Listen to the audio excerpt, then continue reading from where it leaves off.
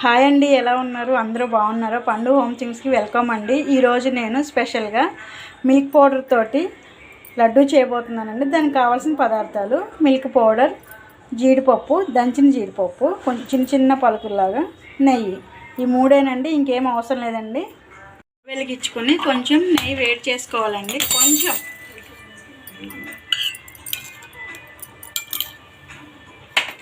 ఇందులోనే జీడిపప్పు పలుకులు కూడా వేసుకొని ఎక్కువగా వేగనివ్వకూడదండి. కొంచెం హాఫ్ బాయిల్ లాగా కొంచెం ఈ విధంగా వేగితే చాలండి. కొందామండి. దీంట్లో ఇప్పుడు ఈ వేయించిన ఆయిల్ ఇవన్నీ కలిపి వేసేసుకుందాము. నెయ్యి, జీడిపప్పు కలిపి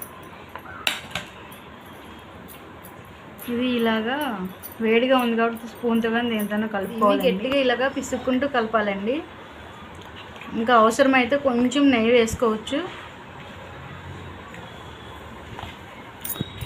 పొడిలో మినిమం 75% నెయ్యి పడుతుందండి. ఇది హాఫ్ కేజీ పౌడర్ ఉందండి. ఈ విధంగా గట్టిగా ప్రెస్ చేసుకుంటూ లడ్డూలు చేసుకోవాలండి.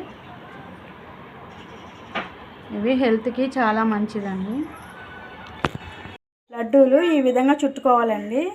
ఇవి ఒక 10 మినిట్స్ కానీ 15 మినిట్స్ కానీ గాలికి బయటే ఉంచాలండి. తర్వాత ఏదైనా బాక్స్లో స్టోర్ చేసుకోవచ్చండి. మీకు ఈ లడ్డూలు కనుక నచ్చినట్లయితే పండు హోమ్ థింగ్స్కి లైక్ చేయండి, సబ్స్క్రైబ్ చేయండి, షేర్ చేయండి. ఓకే అండి, థ్యాంక్స్ అండి.